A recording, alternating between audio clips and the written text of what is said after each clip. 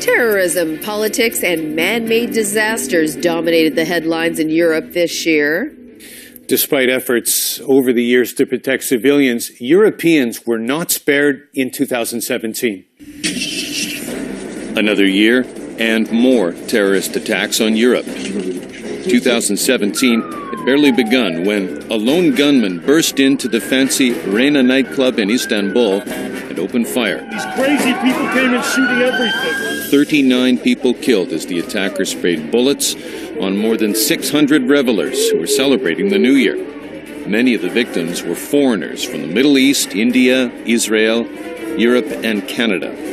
Turkish authorities eventually captured the alleged attacker, an Uzbekistan national whom investigators say trained in Afghanistan. The continent was rocked by other atrocities. At the beginning of April, 14 people were killed and dozens injured in a suicide bomb attack on St. Petersburg's metro system in Russia. The attack happened while President Vladimir Putin was visiting the city.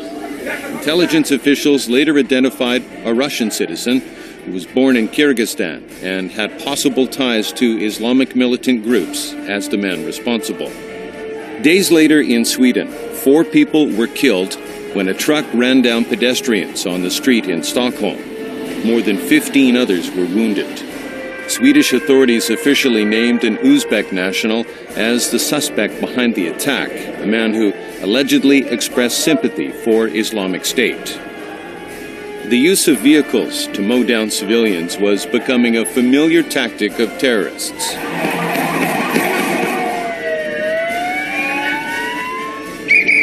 In August, a truck was used to plow down people on Barcelona's famous Las Ramblas Boulevard. The rampage killed 13 and wounded more than 100 others. 5 alleged terrorists were later shot dead in the beach town of Cambrils. Investigators believe the deadly van attack in Barcelona was part of a terror cell that aimed for a higher death toll. Days earlier, an explosion gutted a house near Barcelona, killing 1 person. Authorities later said the house was being used as a bomb-making factory by the cell responsible for the attack on Barcelona. But it was Britain which suffered the most this year. Having avoided and disrupted potential plots over the years, British authorities were forced to deal with emergencies in London and in Manchester. In March, 5 people were killed and dozens injured in London when a van plowed into pedestrians on Westminster Bridge near the city's Houses of Parliament. The suspected attacker stabbed the policeman to death before being shot and killed by officers. Islamic State claimed responsibility. Oh my God! Then on May 22nd, a bomb attack at the end of a pop concert in Manchester. Thousands of fans had just enjoyed a performance by the singer Ariana Grande when horror unfolded at the entrance to the Manchester Arena. A Libyan identified as Salman Abedi walked into the crowd and detonated an explosive device that killed him and 22 others. Hundreds more were wounded. Many of the victims were children. The bomber claimed to be working for the Libyan branch of ISIS. Barely 2 weeks later, at the beginning of June, another attack on London. 7 people were killed and more than 48 were wounded as 3 attackers used a van to run into pedestrians on London Bridge. They then got out of their vehicle and stabbed more victims in Borough Market, an area famous for its bars and restaurants. The 3 were shot dead by police. The suspects and others related to the plot are thought to have been influenced by Islamic State. Oh my God, they're screaming! Sandwiched between those twin attacks, another tragedy to befall Britain in summer. At least 71 were killed and many more injured when a fire engulfed an apartment block in West London. Up to 600 people lived in 120 apartments in the 24-story Grenfell Tower. There was a national outcry over how ferocious the fire was and how quickly it spread. British Prime Minister Theresa May promised a full investigation. It was one of the worst peacetime disasters in modern British history, with the ramifications and fallout expected to last for years.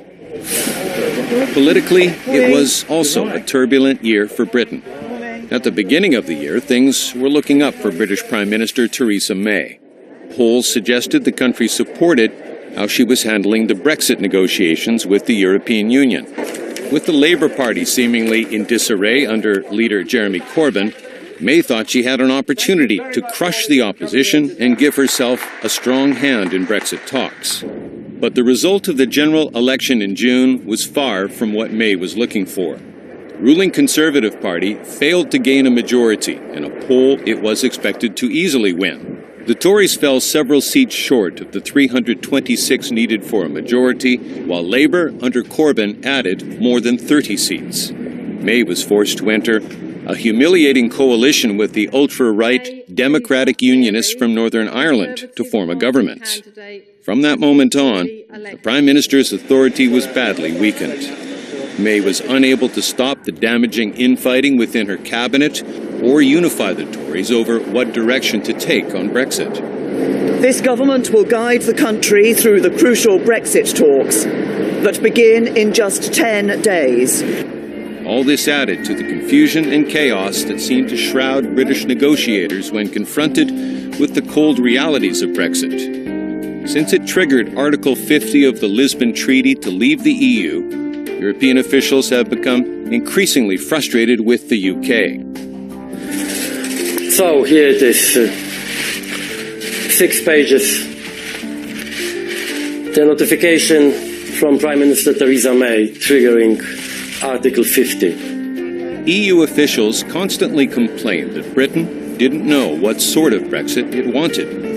They were irritated Britain kept on arguing over how much it should pay to leave the EU. Brussels also disagreed with London that a trade deal should be negotiated, while also talking about other issues simultaneously.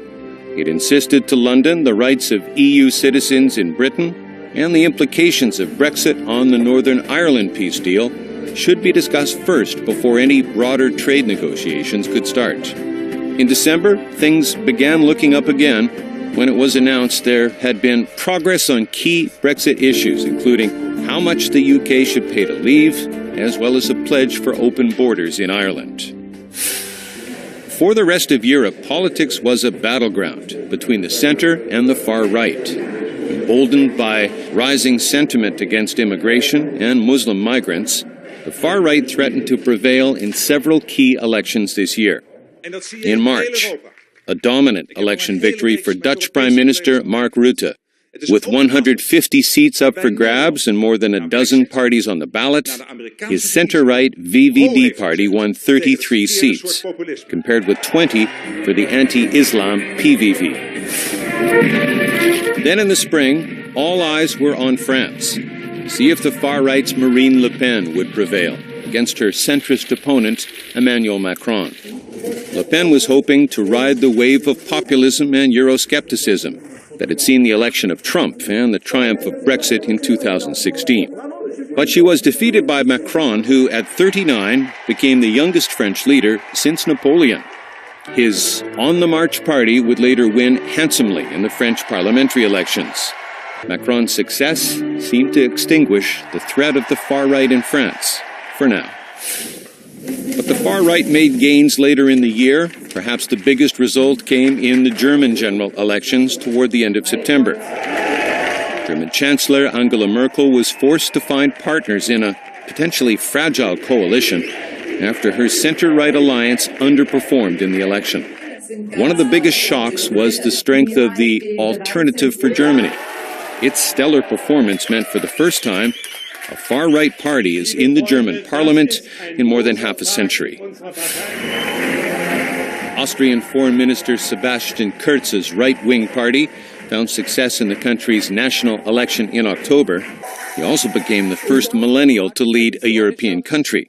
His party secured victory by taking a hard line on immigration. In October, another political bombshell to hit Europe. Support had been growing in the Spanish region of Catalonia for a vote on independence from Spain.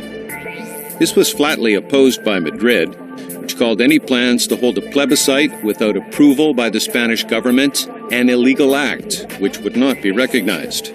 The vote went ahead anyway on October 1st, despite attempts by Spanish National Police to stop it. Dozens of people were hurt in clashes between police and voters. The result of the referendum was overwhelmingly in favor of independence.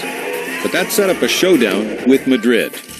Spanish authorities took the unprecedented step of seizing control of Catalonia after a majority of regional lawmakers there ignored constitutional court orders and passed an independence declaration on October 27th. Spain sacked the regional government, dissolved the parliament, and called a fresh regional election for December.